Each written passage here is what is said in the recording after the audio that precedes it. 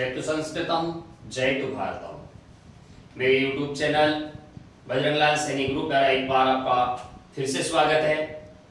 और हम आज आपके सामने लेकर आए हैं शिक्षण कौशल। शिक्षण कौशल, शिक्षण सूत्र, शिक्षण सिद्धांत, ये शिक्षण विधियों के अनिवार्य अंग हैं। आप सभी जानते हैं कि शिक्षण विधियों के लिए शिक्षण कौशल, शिक्षण सूत्र और शिक्षण सिद्धांत की जानकारी होना अति आवश्यक है। और तृतीय श्रेणी भर्ती परीक्षा हो या द्वितीय श्रेणी भर्ती परीक्षा हो, अर्थात शिक्षक भर्ती परीक्षा में, या फिर पीटीईटी जैसी परीक्षाएं जो होती हैं उनमें इनमें से काफी प्रश्न पूछे जाते हैं। और उन्हीं में से कुछ यहाँ पर मैंने आपके लिए सार रूप इकट्ठा किया है और ये आज आपके सामने हम प्रस्तुत कर रहे हैं। तो देखिए, शिक्षण कौशल, ये 4 कौशल होते हैं। भाषाई कौशल भी कहते हैं इनको। भाषाई कौशलों का विकास अलग से बिंदु भी चलता है। तो शिक्षण कौशल की जब बात करते हैं तो इसको 4 भागों में बांटा गया है। 4 भागों से संबंधित प्रश्न भी अमूमन हर दूसरी प्रतियोगी परीक्षाओं में पूछ लिया जाता है कि इनका मनोवैज्ञानिक क्रम क्या है। तो इनका मनोवैज्ञानिक क्रम की बात हम करते हैं तो LSRW, listen, speak, read and right. LSRW, listen, speak, read and right, ये इसका मनोवैज्ञानिक क्रम है। कई प्रतियोगी परीक्षाओं में, टेट में, रीट में पूछा जा चुका प्रश्न है। इस क्रम को आप बिल्कुल अपने मस्तिष्क में बैठा कर रखिएगा। केवल एक जगह आपको थोड़ा सा परिवर्तन करने की आवश्यकता होगी। जब मनोवैज्ञानिक क्रम पूछा जाता है तब आप बताएंगे LSRW, listen, speak, read and right. सुनना, बोलना, पढ़ना और लिखना। लेकिन अगर आपसे यह पूछ लिया जाए कि श्रीमती मारिया मॉन्टेसरी ने जो भाषाई कौशलों का क्रम बताया है वह क्या है, तब आपको अंतिम 2 अक्षरों को इंटरचेंज कर देना है। क्योंकि श्रीमती मारिया मॉन्टेसरी के अनुसार रीड से पहले राइट होना चाहिए, अर्थात उसके लिए क्रम हो जाएगा LSWR। तो इस प्रकार से उनका क्रम अलग है। लास्ट के 2 अक्षरों को उन्होंने आपस में बदल दिया है, जिसकी वजह से उनका क्रम अलग हो गया और जो भाषाई कौशलों का जो मनोवैज्ञानिक क्रम है वो अलग हो गया। तो मनोवैज्ञानिक क्रम की जब बात की जाएगी तो LSRW, और जब श्रीमती मारिया मॉन्टेसरी के अनुसार इस क्रम को पूछा जाएगा तब आपको बताना है LSWR। अर्थात मारिया जी का मानना था कि पहले लिखना सिखाएंगे तभी बच्चा पढ़ना सीखेगा।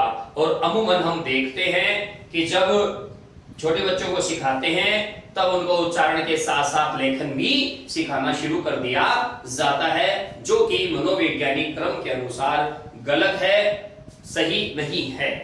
तो अब हम चर्चा करेंगे कौशलों की। तो LSRW, listen, speak, read and right, अगर इसको आप शॉर्ट ट्रिक में याद करना चाहें, LSRW, लाल सिंह राठौड़ की वाइफ, इस प्रकार आप इसको याद रख सकते हैं। तो लाल सिंह राठौड़ की वाइफ, लाल यानी L यानी लिसन, लिसन यानी सुनना, सुनना यानी श्रवण कौशल। देखिए, सबसे पहले बच्चा सुनना सीखता है। छोटे से नवजात शिशु को आप देखिए, उसकी तरफ होठ हिलाइए, वो आपके होठों की तरफ बड़े ध्यान से देखता है, आपके द्वारा बोली जाने वाली हर ध्वनि को सुनने की चेष्टा करता है और फिर वैसा ही फिर उसका अनुकरण करने की वो प्रयत्न करता है। तो सबसे पहला भाषाई कौशल है श्रवण। जो अच्छा श्रोता होता है वह उतना ही अच्छा वक्ता बन सकता है। बहुत महत्वपूर्ण कथन है। कि महत्वपूर्ण कथन इसलिए है कि जो व्यक्ति अच्छा वक्ता बनना चाहता है उसे सबसे पहले अच्छा श्रोता बनना होगा। सुनने का मतलब केवल सुनना नहीं होता है। सुनने का मतलब होता है कि आप ध्यान पूर्वक और धैर्य पूर्वक सुनिए, समझिए, अर्थ ग्रहण कीजिए, भाव ग्रहण कीजिए और उसके बाद अपनी अभिव्यक्ति दीजिए। आप जितने अच्छे श्रोता होंगे भविष्य में आगे चलकर उतने ही अच्छे वक्ता बनेंगे। तो श्रवण कौशल सबसे पहला कौशल है। एल का मतलब हो गया लिसन, जब श्रवण कौशल की बात करते हैं तो एल का मतलब हो गया लिसन। लिसन का मतलब है सुनना। आपको यहां पर केवल सुनना है, केवल सुनना है। सुनने का मतलब है ध्यान और धैर्य पूर्वक सुनना।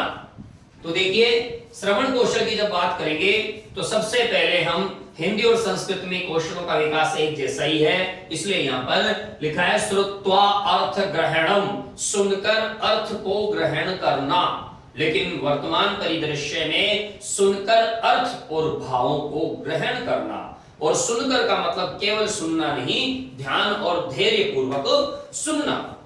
फिर है सुनकर अर्थ व आशय ग्रहण करना, भाव ग्रहण करना, ये इसका सर्व प्रमुख उद्देश्य है। इसके साधन क्या क्या हैं? श्रवण कौशल का विकास कैसे किया जाए, कौन से साधनों से किया जाए, कहां सुने, कैसे सुने?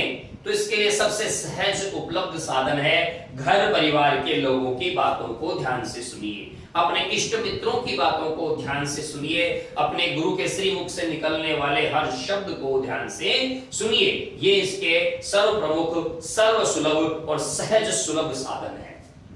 गुरुमुख हो गया, परिवारजन और मित्रगण। इसके बाद बात करते हैं आकाशवाणी, जिसको हम रेडियो भी कह सकते हैं। वर्तमान लॉकडाउन के पीरियड में आपने देखा होगा कि सरकारी विद्यालयों में स्माइल प्रोग्राम चल रहा है, जहां टीवी पर शिक्षा दर्शन और रेडियो पर शिक्षा वाणी प्रोग्राम भी चल रहा है।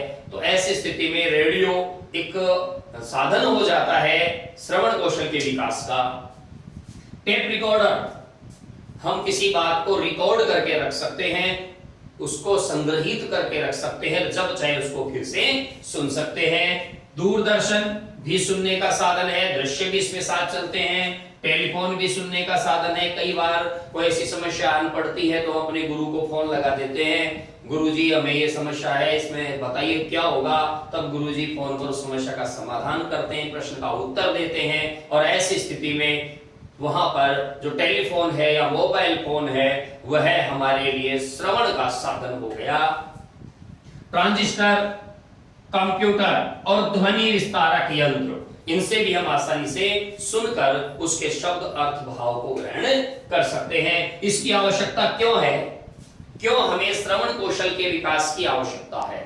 जैसा कि मैंने आपको पहले ही बताया है कि जब तक हम अच्छे श्रोता नहीं बनेंगे तब तक हम अच्छे वक्ता नहीं बन सकते। तो अच्छे वक्ता के लिए उसका अच्छा श्रोता होना बहुत जरूरी है।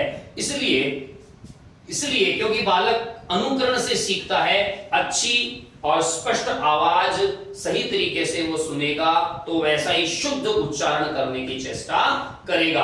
अगर आप उसको अशुद्ध उच्चारण सिखाएंगे वह अशुद्ध उच्चारण ही सीखेगा। इसके लिए सबसे पहला है शुद्ध व स्पष्ट उच्चारण हेतु।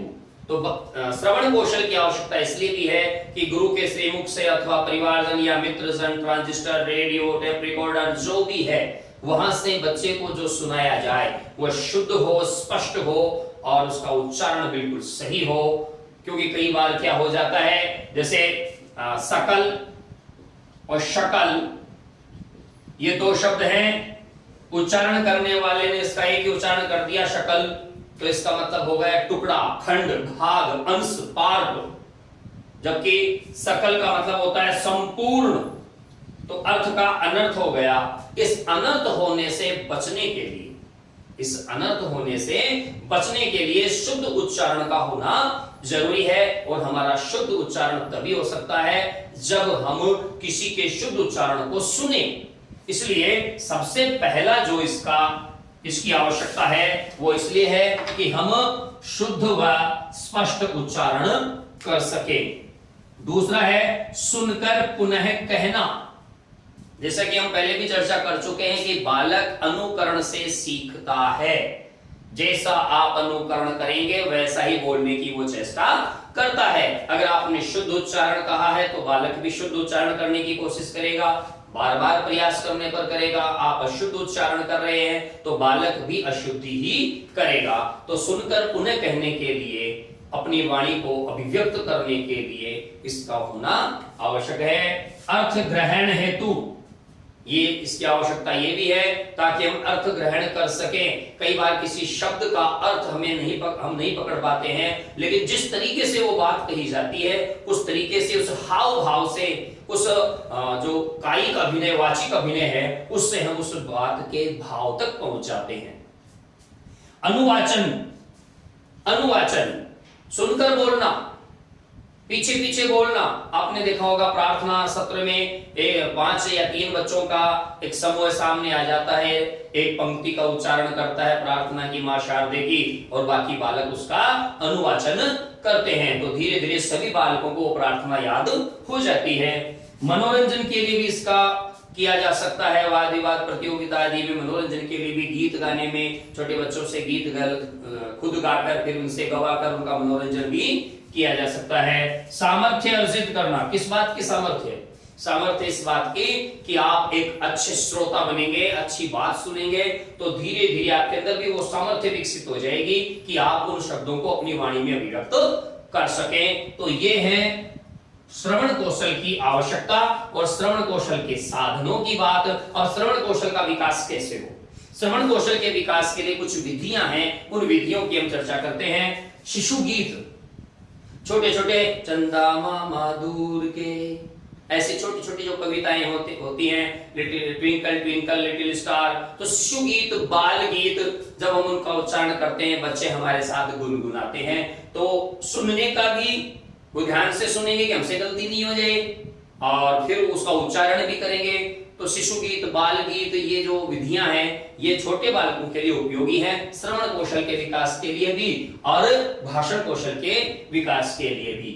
श्रवणाभिनय अर्थात सुनकर अभिनय के साथ, जब भी कोई नाटक आदि का अभिनय करते हैं तो बालक बड़े ध्यान से हाव भाव के साथ उस बात को कहते हुए सुनता है और वैसे ही कहने की चेष्टा करता है। कथा विधि, छोटे बच्चों को कहानियां बड़ी प्रिय होती हैं, लेकिन वो कहानी जो वक्ता है वो किस भाव से कहता है, किस ढंग से कहता है, सस्पेंस में कहता है या बहुत ही संजीदा होकर वो कह रहा है। हम पाठक के गुण भी आगे पढ़ेंगे कि पाठक कैसा होना चाहिए।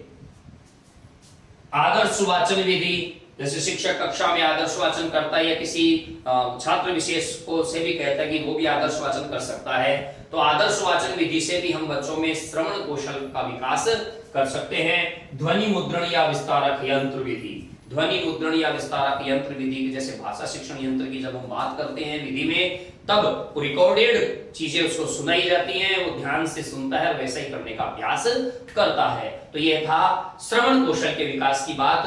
अब दूसरे स्थान पे आता है भाषण कौशल, क्योंकि संसार में भावाभिव्यक्ति का सर्व प्रमुख सहज सुलभ जो कौशल है, साधन है, वो है भाषण कौशल। भाषण कौशल का मतलब हो गया अपनी बात को कहना। भाष शब्द में ल्युट यानी अन्न प्रत्यय जुड़ने से भाषण शब्द की व्युत्पत्ति होती है, निर्माण होता है। तो भाषण कौशल यानी एस यानी स्पीक, बोलना, एस यानी स्पीक यानी बोलना, सुनना, बोलना, ये बिल्कुल मनोवैज्ञानिक क्रम है। तो भाषण कौशल किस प्रकार विकसित किया जा सकता है? भाषण कौशल के विकसित करने के 2 मुख्य तरीके हैं। पहला अनुकरण और दूसरा अभ्यास। ध्यान दीजिएगा, कई प्रतियोगी परीक्षाओं में पूछा जा चुका है कि भाषण कौशल का विकास कितने तरीकों से किया जा सकता है। तरीकों से तब 2 ही हैं, पहला अनुकरण और दूसरा अभ्यास। अनुकरण और अभ्यास के द्वारा हम अपनी मौखिक अभिव्यक्ति को सुदृढ़ कर सकते हैं। मौखिक अभिव्यक्ति, इसका मतलब यह है कि मौखिक रूप में जो हम अपनी अभिव्यक्ति करते हैं, अपने भावों को उजागर करते हैं, प्रकट करते हैं, उसे हम भाषण कौशल कहते हैं। आवश्यकता, क्यों हमें भाषण कौशल की आवश्यकता पड़ती है? हमने श्रवण कौशल में ध्यान से सुना, उसे हम वापस जब कहना चाहेंगे तो उसी शुद्ध और स्पष्ट रूप में हम कह सकें, इसलिए भाषण कौशल की आवश्यकता पड़ती है। हम उसका शुद्ध और स्पष्ट उच्चारण कर सकें। आरोह अवरोह और क्रम का ज्ञान, आरोह अवरोह क्रम का ज्ञान हमें हो, इसके लिए भी भाषण कौशल की आवश्यकता होती है। मान लीजिए कि कोई कथा है या कोई पात्र ऐसा है नाटकाभिनय में को उसको बहुत वीरता से कोई बात कहनी है और वो बड़ी आराम से कह रहा है, राम मैं रावण हूं, मैं तुम्हें मार दूंगा। तो ये तो रावण हुआ नहीं, उसके लिए तो रावण जैसा उसमें ध्वनि में कंपन होना चाहिए, तेज होना चाहिए, बल होना चाहिए, वो अट्टहास होना चाहिए। तो उसके ध्वनि के आरोह अवरोह के क्रम का ज्ञान हमें हो, इसके लिए भी भाषण कौशल की आवश्यकता पड़ती है। भावग्रहण और भावाभिव्यक्ति दोनों, श्रवण कौशल और भाषण कौशल एक दूसरे के पूरक है। श्रवण कौशल से हम उसके अर्थ और भाव को ग्रहण करते हैं, भाषण कौशल से हम उसके भाव को जो हमने ग्रहण किया है उसको अभिव्यक्त करने की क्षमता हमारे अंदर विकसित होती है। शब्द भंडार में वृद्धि, क्योंकि भाषण कौशल श्रवण कौशल के बाद आता है, तो इससे हमारे शब्द भंडार में भी वृद्धि होती है। क्योंकि जब हम भाषण कौशल में अपने आप को विकसित करना चाहेंगे तो हमें अपने भाषण को प्रभावी बनाने के लिए नवीन शब्दों की आवश्यकता होगी। हम और ज्यादा आदर्श वाचन को जो था उसको सुनने का प्रयास करेंगे और कुछ देखने का प्रयास करेंगे, कुछ नए शब्दों की खोज करेंगे, तो इससे हमारे शब्द भंडार में वृद्धि होगी। मनोरंजन, जैसे गीताभिनय है, कक्षाभिनय है, नाटकाभिनय है, ऐसी विधियां हैं, वहां पर मनोरंजन का भी एक बहुत अच्छा साधन है। वाद विवाद प्रतियोगिता है, उसमें भी भाषण कौशल का काफी अच्छा विकास होता है। और भाषण, अपना वक्तव्य कहना, इसके लिए क्या साधन और क्या विधियां अपनाई जाए कि हम भाषण दे सकें, अच्छा भाषण कर सकें, अच्छा हमारा उच्चारण हो, शुद्ध हो, उचित ताल लय गति क्रम के अनुसार हो, उचित आरोह अवरोह के अनुसार हमारा भाषण हो। इसके लिए क्या जरूरी है? सबसे पहले संभाषण विधि। संभाषण विधि, बालकों को विषय दिया जाता है, उस पर अपनी बात कहने के लिए उनको समय दिया जाता है, जिससे उनमें भाषण कला का विकास होता है। शुरू में बच्चे में कुछ हिचकिचाहट होती है, फिर धीरे धीरे धीरे उसकी वो हिचकिचाहट दूर हो जाती है। कथा कथन, बच्चों को किसी बिंदु पे कुछ कहने के लिए कथा रूप में कहने के लिए दिया जाए, ताकि वो अपनी जो कहानी उसने कभी पढ़ रखी हो उसके बारे में दो विचार व्यक्त करे। लोमड़ी और अंगूर की कहानी हो, चाहे लालची कुत्ते की कहानी हो, तो ऐसी छोटी छोटी कहानियां बच्चों से कहलवाने का प्रयास किया जाए, तो उसमें फिर भाषण कौशल का विकास होता है। गीत विधि, भाषण स्पर्धा, समस्त बच्चों को कोई बिंदु विशेष देकर उनमें आपस में स्पर्धा कराई जाए कि कौन अच्छा भाषण बोलता है। अंत्याक्षरी, अंत्याक्षरी से भी भाषण कौशल का विकास होता है। हम सब जानते हैं कि जब एक गोल घेरा बनाकर 20, 25, 30 छात्र बैठते हैं और अंत्याक्षरी चलती है, तो इससे शब्द भंडार में भी वृद्धि होती है। कई बार ऐसी स्थिति होती है, जैसे अंग्रेजी के अंत्याक्षरी में वाई के बहुत कम होते हैं, जेड के बहुत कम होते हैं, तो बच्चों के सामने समस्या आ जाती है, फिर वो किताबों के पन्ने पलटते हैं, अपने गुरुजी से पूछते हैं। तो इससे भाषण कला का विकास होता है कि वो नए नए शब्दों की खोज करते हैं और एक दूसरे से आगे निकलने की होड़ में अपने भाषण को और ज्यादा ऊर्जान्वित बनाते हैं। वाद विवाद, वाद विवाद भाषण कौशल का बहुत को विकसित करने का सबसे बढ़िया साधन। अच्छी बड़ी कक्षाओं में अगर वाद विवाद होता है तो पक्ष और विपक्ष में जो तर्क दिए जाते हैं, वो तर्क ऐसा नहीं कि बच्चे सारे ही रट के आए, नहीं, कुछ चीजें वो रट के आए हैं, लेकिन कुछ चीजें उनके मन में अपने आप निकलती हैं। यह भाषण कौशल को सृजनात्मक रूप देने का बहुत ही सुंदर साधन है। समूह संभाषण, समूह चर्चा, ग्रुप डिस्कशन जिसको हम बोलते हैं। प्रहेलिका, अर्थात पहेली बूझो, बूझो तो जाने पहेलियां, ये छोटे कक्षाओं में भी बहुत अच्छी कारगर है। दक्षता, भाषण कौशल की दक्षता कैसे? तो देखिए, कठिन शब्दों का पुनः पुनः अभ्यास। भाषण कौशल में बच्चा कुछ शब्दों पर अटक जाता है। ऐसी स्थिति में हमें उसको कुछ कठिन शब्द देकर उनका बार बार अभ्यास करवाना चाहिए। उससे उसके भाषाई कौशल में उसको दक्षता प्राप्त हो जाती है। और कहा भी गया है कि करत करत अभ्यास के जड़वती होत सुजान, रसरी यावत जात के सिल पर परत निशान। जब चट्टान पर पत्थर पर निशान पड़ जाते हैं केवल एक रस्सी की रगड़ से, तो बार बार के अभ्यास से बच्चों के भाषण कौशल में भी अवश्य निखार आता है। विराम चिन्हों का ध्यान रखना, बच्चों को एक एक चीज, जब श्रवण कौशल से जुड़ा हुआ मामला है, शिक्षक अगर किसी बिंदु पे रुकता है तो बालक सोचता है कि यहां क्यों रुके, तो इसलिए वो बार उस चीज पर गौर करता है कि यहाँ गुरुजी रुके थे, मुझे भी कुछ समय रुकना है। तो भाषण कौशल में इस चीज का भी हमें ध्यान रखना है। अगर दक्षता प्राप्त करनी है, समान वेग से भाषण, ऐसा नहीं हो कि शुरू में तो बहुत ज्यादा तेज गति हमने ले लियो, फिर बीच में मंद पड़ गया हो, फिर तेज गति ले लियो, नहीं, एक समान वेग होना चाहिए। आरोह अवरोह हो सकता है, उतार चढ़ाव हो सकता है, लेकिन गति समान होनी चाहिए, गति त्वरा वो समान होनी चाहिए। रसानुसार, रस के अनुसार कैसा वेग है। क्रोध का वाक्य है तो क्रोध में भरकर उसका उच्चारण हो, प्रेम का वाक्य है तो भक्ति भाव, प्रेम में डूबा हुआ उसका शब्द निकलना चाहिए। आरोह अवरोह का पूरा ध्यान इसमें हो तो भाषण कौशल में दक्षता अपने आप आ जाती है। तो श्रवण कौशल, भाषण कौशल, श्रवण यानी लिसन, भाषण यानी स्पीक, ये दो कौशल बिल्कुल क्लियर है। अब बात करेंगे हम पठन कौशल की। पठन यानी रीड, रीड को हम वाचन कौशल भी कहते हैं। तो एक बात आप समझिएगा सबसे पहले कि रीड यानी पठन कौशल जो है वह वास्तव में परीक्षा लेने वाला कौशल है। वाचन कौशल भी इसको कहते हैं। इसको आगे चलकर कई भागों में भी हमें विभक्त करना है। लेकिन आपने कभी गौर किया है कि एक बच्चा कक्षा में एक पैराग्राफ को पढ़ने में एक एक शब्द को अटक अटक के पढ़ रहा है। कमल कमल घर घर जाता है, एक बालक पढ़ रहा है कमल घर जाता है, एक बालक उसी वाक्य को पढ़ रहा है कमल घर जाता है। तो इसका मतलब हुआ तीन बालक, तीनों की गति अलग है पढ़ने में। क्यों है यह गति अलग? इसके पीछे एक छोटा सा मनोवैज्ञानिक कारण है। क्योंकि हम जानते हैं कि भाषाई कौशल में, भाषण में, अर्थात भाषण कौशल में अगर बच्चा कहीं अटक रहा है तो इसका मतलब है उसमें जिह्वा का दोष कम है, कहीं ना कहीं एक साइकोलॉजिकल इफेक्ट उसके दिमाग में है। अगर बच्चा बोलते समय हकलाता है, अटकता है, ऐसी स्थिति आती है, तब हमें इस बात पर विचार करना चाहिए कि बच्चे की पारिवारिक और कक्षागत वातावरण जो है वो कैसा है, क्या वो प्रजातांत्रिक है या नहीं। कई बार बच्चा जब किसी गुरु विशेष या अध्यापक विशेष या परिवार में किसी व्यक्ति विशेष से डरता है, तब उसके सामने बोलते समय वो हड़बड़ा जाता है, उसकी जबान लड़खड़ा जाती है, उसकी जबान कांपने लगती है, वो हकलाने लगता है, नाक में बोलने लगता है।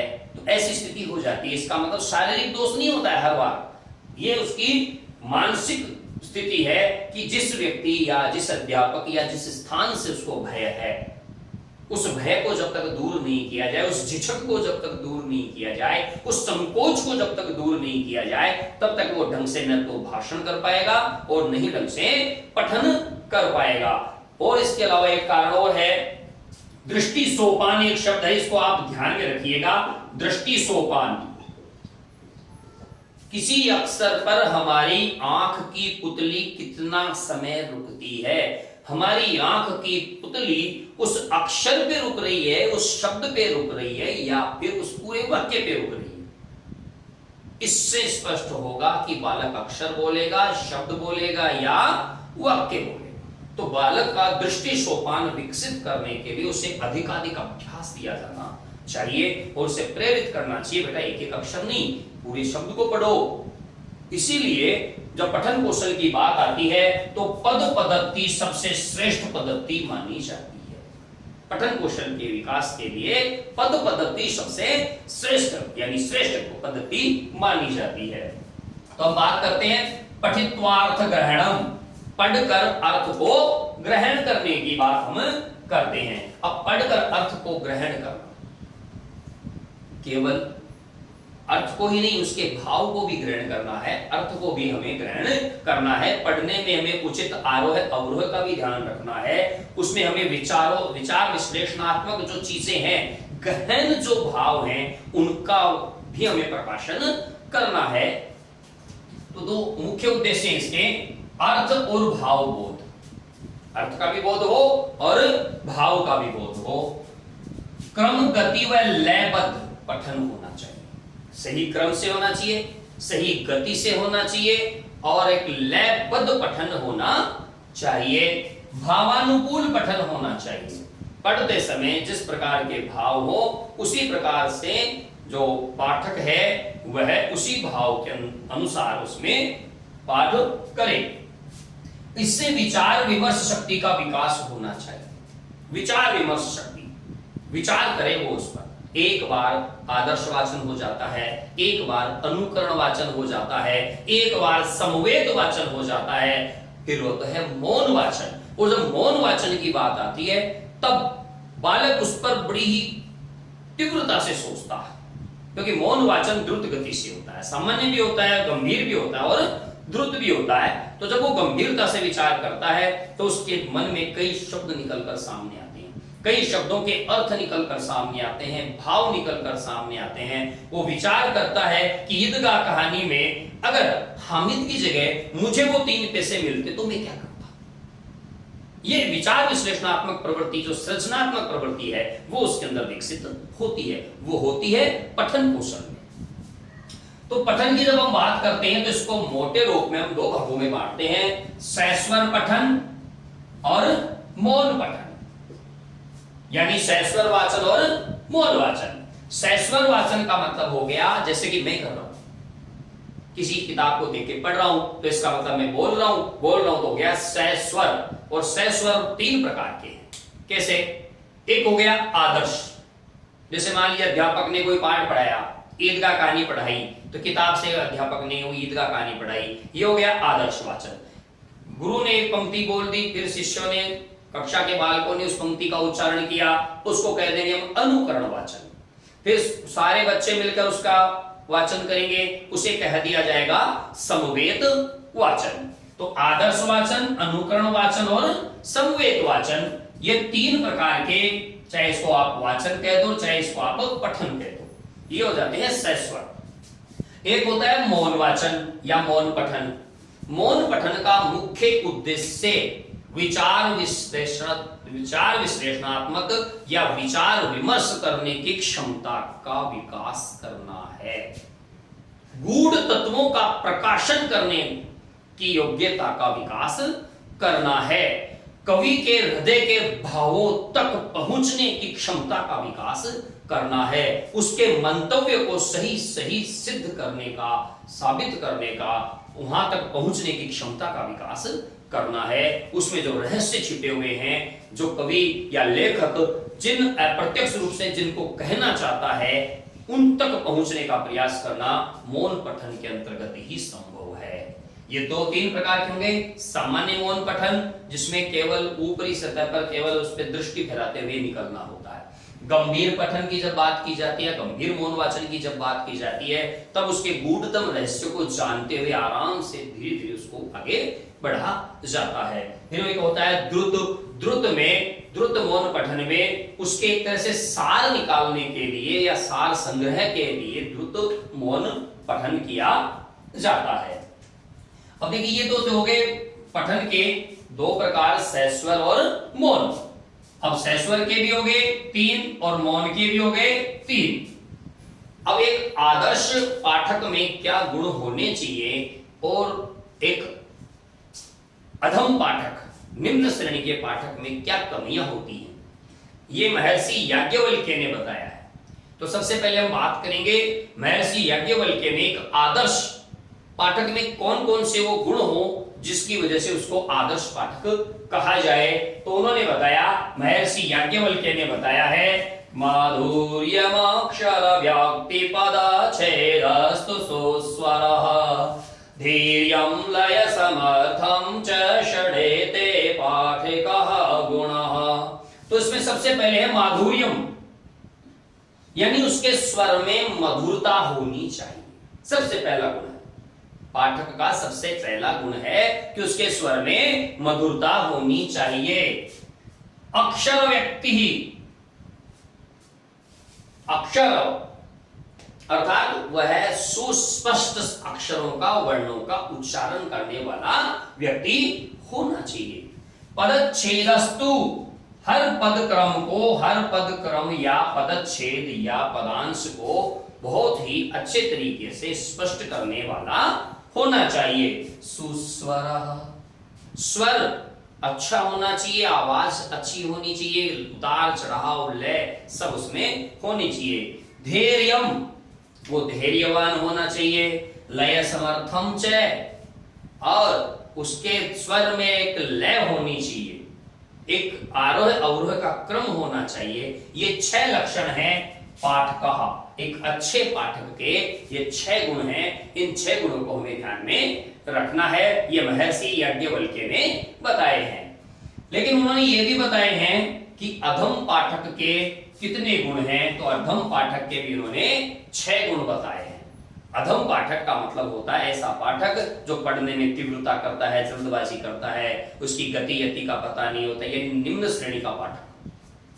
उन्होंने बताया गीति शीघ्रीश कंपि यथा लिखितः पाठकः अनर्थज्ञो अल्पकंठश्च षडेते पाठकाधमः। गीति, गीति का मतलब होता है गाने वाला, जैसे अभी मैंने गाया, ऐसे नहीं, गद्य भाग को भी गाकर पढ़ने वाला, ये अधम पाठक का गुण है। शीघ्री, बहुत तेज गति से पढ़ने वाला, ये दूसरा दुर्गुण है अधम पाठक, एक पाठक का दुर्गुण है। शिरः कंपी, बार बार सिर हिलाने वाला, बिना आवश्यक, बिना कार्य। यथा लिखित पाठक, जैसा लिखा वैसा का वैसा, बिना किसी हाव भाव के चित्र लिखित सा वर्णन कर देने वाला, कोई गति नहीं, कोई ताल नहीं, कोई लय नहीं, कोई आरोह नहीं, कोई अवरोह नहीं, बस जैसे कोई भोंपू है उसमें चाबी भर दी और वो पों पों करके बच गया। अनर्थज्ञ, अर्थात बिना अर्थ जाने उसका पाठ करने वाला, अर्थ पता ही नहीं है, बस पाठ कर रहा है। अल्पकंठश्च, अल्पकंठश्च का मतलब होता है जिसका स्वर सही नहीं हो, कंठ सही नहीं हो, या दबी आवाज में बोलने वाला। ये 6 अधम पाठक के गुण हैं। ये 6 अधम पाठक के गुण हैं। तो ये 6 भी आपको याद रखने हैं, और जो उत्तम पाठक के हैं वो भी आपको स्मरण रखने हैं। देखिए इसके लिए विधियां, कौन कौन सी विधि हैं जिनसे हम पठन कौशल का विकास कर सकते हैं। अक्षर या वर्ण विधि, अक्षर और वर्ण विधि छोटी कक्षाओं के लिए उपयुक्त है, उससे हम पठन कौशल का विकास कर सकते हैं। पद पद्धति, पद, एक पद का ध्यान रखते हुए अपने पठन कौशल का विकास करना, ये श्रेष्ठ पद्धति मानी गई है। इसको आप अंडरलाइन कर सकते हैं, लिख सकते हैं नोट्स के रूप में कि पठन कौशल के लिए सर्वश्रेष्ठ पद्धति कौन सी मानी गई है पठन कौशल के विकास के लिए। तो आप बता दीजिएगा कि पठन कौशल के लिए पद पद्धति सर्वश्रेष्ठ मानी गई है। वाक्य पद्धति और कथा पद्धति, ये 4 पद्धतियां हैं जिनको पठन कौशल के विकास में प्रयुक्त किया जाता है। तो श्रवण कौशल यानी लिसन, भाषण कौशल यानी स्पीक, पठन कौशल यानी रीड, उसके बाद बचता है लेखन कौशल।